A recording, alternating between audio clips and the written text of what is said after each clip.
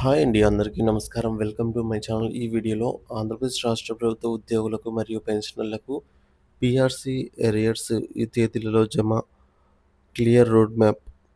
దీనికి సంబంధించిన పూర్తి తాజా సమాచారాన్ని వీడియోలో తెలుసుకుందాము. వీడియో అయితే ఎక్కడ గాని స్కిప్ చేయకుండా ఎండ్ వరకు చూసేయండి. అప్పుడు ఇన్ఫర్మేషన్ పూర్తిగా అర్థమవుతుంది. అలాగే వీడియో చూస్తున్న ప్రతి ఒక్కరు వీడియోకైతే లైక్ చేయండి ఫ్రెండ్స్. ఈ వీడియోని తోటి ఉద్యోగ పెన్షన్ మిత్రులతో అయితే షేర్ చేయండి. కొత్తగా మన ఛానల్ చూస్తున్నవారు ఇంకా ఎవరైనా సబ్స్క్రైబ్ చేసుకోకుంటే వెంటనే మన ఛానల్‌ని సబ్స్క్రైబ్ చేసుకోండి. దీని ద్వారా నేను చేసే లేటెస్ట్ వీడియోస్ అన్నీ మీ వరకు రీచ్ అవుతాయి. ఇక ఆలస్యం చేయకుండా వివరాల్లోకైతే వెళ్ళిపోదాము. ఆంధ్రప్రదేశ్ ప్రభుత్వ ఉద్యోగులు మరియు పెన్షనర్లు తీవ్రమైన ఆందోళనతో, అనిశ్చితితో భద్రత వైపు చూస్తున్నారు. ఒకవైపు ఏళ్ల తరబడి పేరుకుపోయిన 11వ పీఆర్సీ బకాయిలు, మరొకవైపు కాలపరిమితి సమీపిస్తున్నటువంటి 12వ పీఆర్సీ అమలు. ఈ రెండిటి మధ్య నలిగిపోతున్న వారి సమస్యలకు పరిష్కారం ఎప్పుడు లభిస్తుంది అనేది మిలియన్ డాలర్ల ప్రశ్న. ఈ క్లిష్టమైన అంశంపై ఇప్పుడు వివరంగా అయితే తెలుసుకుందాము. 11వ పీఆర్సీ బకాయిలకు, 12వ పీఆర్సీ అమలుకు మధ్య ఉన్నటువంటి విడదీయరాని సంబంధం ఏమిటి? ఈ బకాయిలు చెల్లించడానికి ప్రభుత్వానికి ఉన్న ఆచరణాత్మక ఇబ్బందులేంటి అనే వివరాలనైతే పరిశీలిద్దాము. మొదటిది మూల సమస్య పేరుకుపోయిన బకాయిల భారం. ప్రస్తుత సంక్షోభానికి ప్రధాన కారణం గత ప్రభుత్వ హయాంలో చెల్లించకుండా వదిలేసిన భారీ బకాయిలు. వీటిని స్థూలంగా ఇలా విభజించవచ్చు. 11వ పీఆర్సీ బకాయిలు.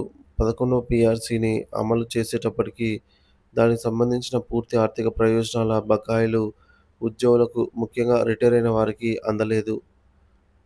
పెండింగ్ కరువు భత్యం, డీఏ బకాయిలు. ఉద్యోగుల జీవన వ్యయాన్ని భర్తీ చేయడానికి కేంద్ర ప్రభుత్వం ప్రకటించే డీఏలను రాష్ట్ర ప్రభుత్వం సకాలంలో విడుదల చేయలేదు. 11వ పీఆర్సీ విలీనమైన 11వ పీఆర్సీలో విలీనమైన డీఏలు మినహా 12వ పీఆర్సీ కాలానికి సంబంధించినటువంటి జనవరి 2024, జూలై 2024 డీఏలు పెండింగ్‌లో ఉన్నాయి.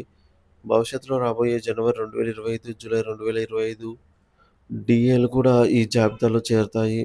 ప్రస్తుతం ఉద్యోగులకు రావాల్సిన మొత్తం డీఏ సుమారుగా 10.92% వరకు ఉంది. ఇది దాదాపు ఒక మధ్యంతర భృతి ఐఆర్‌తో సమానమని ఉద్యోగ సంఘాలు అంచనా వేస్తున్నాయి. ఇతర ఆర్థిక బకాయిలు. రిటైర్ అయినటువంటి ఉద్యోగులకు చెల్లించాల్సిన గ్రాట్యుటీ, కమ్యూటేషన్, సెలవుల నగదు చెల్లింపు వంటి బిల్లులలో వేల సంఖ్యలో పెండింగ్‌లో ఉన్నాయి. ఈ మేరకు ఈ బకాయిలు చెల్లించకపోవడం వల్ల ముఖ్యంగా పెన్షనర్లు తీవ్ర ఆర్థిక ఇబ్బందులైతే ఎదుర్కొంటున్నారు.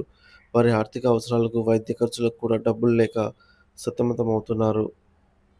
బకాయిలు మరియు కొత్త పీఆర్సీ. సాధారణంగా ఒక పీఆర్సీ కాలం ముగిసి కొత్త పీఆర్సీని అమలు చేసే ముందు పాత పీఆర్సీకి సంబంధించి అన్ని బకాయిలను ప్రభుత్వం చెల్లించడం ఒక సాంప్రదాయం. ఇది కేవలం సాంప్రదాయం మాత్రమే కాదు, ఉద్యోగుల హక్కు కూడా. 11వ పీఆర్సీ బకాయిల చెల్లింపు 12వ పీఆర్సీ అమలుకు ఎందుకు కీలకమో ఇప్పుడు చూద్దాము. విశ్వసనీయత సమస్య. పాత హామీలనే నెరవేర్చాలని ప్రభుత్వం కొత్త పీఆర్సీలో ఇచ్చే హామీలను ఉద్యోగులు ఎలా నమ్ముతారు?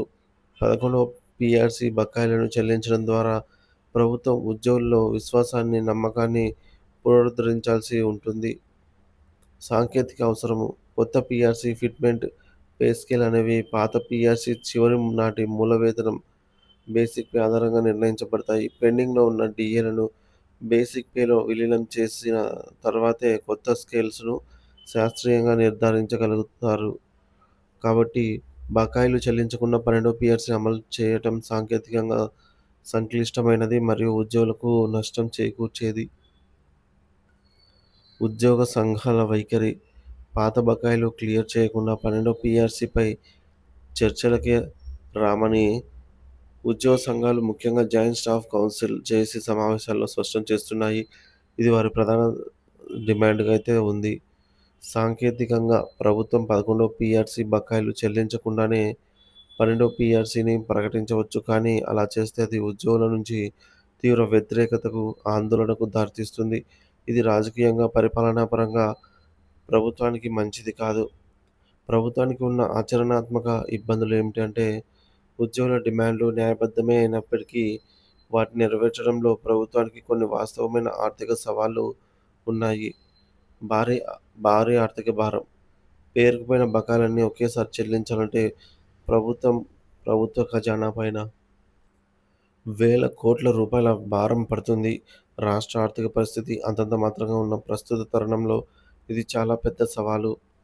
గత ప్రభుత్వం మిగిల్చిన వారసత్వం. ప్ర ప్రస్తుత ప్రభుత్వం ఈ సమస్యను గత ప్రభుత్వం నుంచి వారసత్వంగా స్వీకరించింది. ఖాళీ ఖజానా, అప్పుల భారంతో పాలన ప్రారంభించిన కొత్త ప్రభుత్వానికి ఇది ఒక కత్తి మీద సాము లాంటిది. సంక్షేమ పథకాల ప్రాముఖ్యత. ప్రభుత్వం అమలు చేస్తున్నటువంటి ఇతర సంక్షేమ పథకాలకు నిధులు కేటాయించాల్సిన బాధ్యత కూడా ఉంది. ఈ నేపథ్యంలో ఉద్యోగుల బకాయిలకు, ఇతర సా ప్రాధాన్యతలకు మధ్య సమతుల్యత సాధించడం కష్టతరంగా అయితే మారింది. ఉద్యోగ సంఘాల పాత్ర మరియు ఫలితాలు. ఉద్యోగ పెన్షనర్ల సంఘాలు తమ వంతుగా నిరంతరం ప్రభుత్వంపై ఒత్తిడి తెస్తూనే ఉన్నాయి. నిరంతర చర్చలు, వినతి పత్రాలు, సమావేశాల ద్వారా సమస్యను సజీవంగా ఉంచాయి. అయితే పెన్షనర్ సంఘాలు విఫలమయ్యాయి అనే భావనలో కొంత వాస్తవం ఉన్నప్పటికీ, దానికి కారణం వారి ప్రయత్నంలో లోపం కాదు. ప్రభుత్వ ఆర్థిక అసమర్థత, నిర్లక్ష్యం కారణంగా ఆచరణలో ఫలితాలు రాలేదు. సంఘాలు డిమాండ్ చేయటంలో సఫలమైన వాటిని సాధించడంలో ప్రభుత్వ వైఖరి కారణంగా విఫలం అయింది. మరి ముందుకు దారేది అంటే 11 పీఆర్సీ బకాయిలను పూర్తిగా చెల్లించకుండా 12 పీఆర్సీ అమలు చేయడం దాదాపు అసాధ్యం. ఈ సమస్యను పరిష్కరించకుండా ప్రభుత్వం ముందుకు వెళ్తే ఉద్యోగ సంఘాలు ఉద్యోగ సంబంధాలు దెబ్బతిని పరిపాలనపై ప్రతికూల ప్రభావం పడుతుంది. కొత్త ప్రభుత్వం తక్షణమే చేయాల్సినవి: విశ్వాసం కలిగించడం. ముందుగా పెండింగ్‌లో ఉన్న కొన్ని డీఏలను అయినా వెంటనే విడుదల చేసి ఉద్యోగుల్లో నమ్మకాన్ని పెంచాలి. రెండవది స్పష్టమైన ప్రణాళిక. మిగిలిన బకాయిలను 11వ పీఆర్సీ అరియర్స్, గ్రాట్యుటీ మొదలైనవి దశల వారీగా ఎలా చెల్లిస్తారో ఒక స్పష్టమైన కాలపట్టిక ప్రకటించాలి. మూడవది మధ్యంతర భృతి ఐఆర్ ప్రకటన.